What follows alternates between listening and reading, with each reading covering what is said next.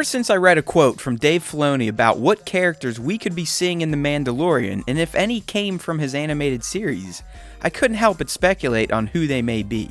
Both he and Jon Favreau hinted that fans will be seeing random characters from other properties in Mando, but Filoni's quote, which reads, "Having a character you wrote walk up and talk to you in full costume on a set that you imagined, that was a wonderful thing," to me means that one of the characters he created from the Clone Wars or Star Wars Rebels will appear in the show. That's just how I parse it, and I'm not sure how else it could be interpreted. So with that being said, I have 11 potential Star Wars animated characters from Filoni's mind that could appear in The Mandalorian. 4 of them I've already detailed in another video about the character Ming-Na Wen could be playing in Mando, so go check that out for more details. But to recap, I believe she could bring either Sabine Wren, Ursa Wren, Bo-Katan, or Ahsoka Tano to the real world in The Mandalorian. Each one has pros and cons for one playing them, but they all technically could work in Mando. Now, if we remove the Ming-Na casting, I still believe it would make sense to see Sabine, Ursa, or Bo-Katan on the show considering their ties to Mandalore, and subsequently the titular character of the Disney Plus series due to his own heritage. So it would make sense to throw them into a storyline or two, but Ahsoka is a hard to sell due to the fact that she deserves her own standalone series to tell more of her tales. Moving on from those 4, I'd like to start with Hondo Ohnaka, making him my 5th guess for an animated Star Wars character appearing on Mando. Ohnaka just oozes shadiness, and his inner pirate tendencies would be perfect for a show about lawlessness in the Star Wars galaxy. He's appeared in some form or fashion across all 3 Star Wars trilogies, and he never disappoints with his schemes that may seem righteous, but always benefit Hondo himself. He just seems like he'd be right at home in the Mando. Up next is Cad Bane, who technically should still be alive unless Dave continues his planned arc in the new season of the Clone Wars, which would feature him getting capped by Boba in a duel, but for now, he lives, so he could show up in Mando.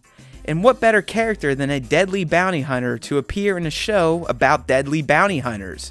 He's a perfect fit and would make for a great adversary for the Mandalorian. Let's move on to some of the good guys that could show up in Mando, and I'm going to start with Captain Rex. We know he made it through the end of the rebellion thanks to Rebels, so why not have this old clone show up in live action form for the 2nd time? That's right, thanks to reverse canon, we now know Rex was in Han's unit on Endor, so this dude is primed for another live action debut, this time though for real.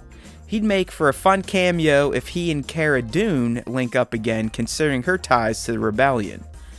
These next 2 come as a pair because that's just how they roll, but what about Hera and Chopper? The latter has already made his live action debut in Rogue One, and Hera sorta did too, albeit via the Ghost being at the Battle of Scarif, but the 2 traveling companions could also fit for the Mando.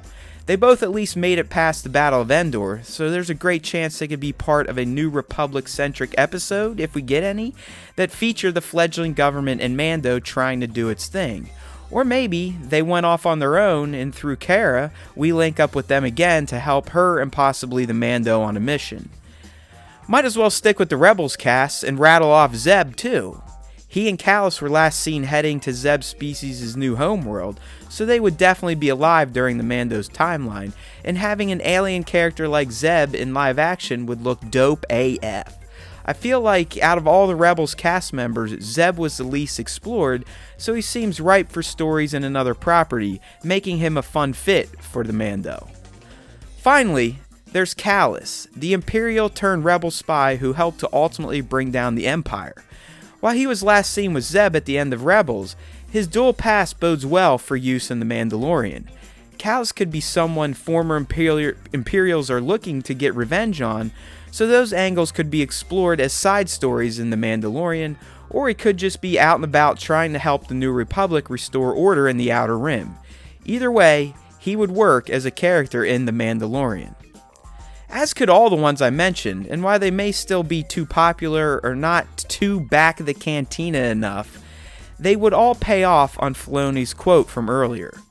Thanks for watching. This is Matt Haywood signing off for the Star Wars Time Show, because there's always time for Star Wars time.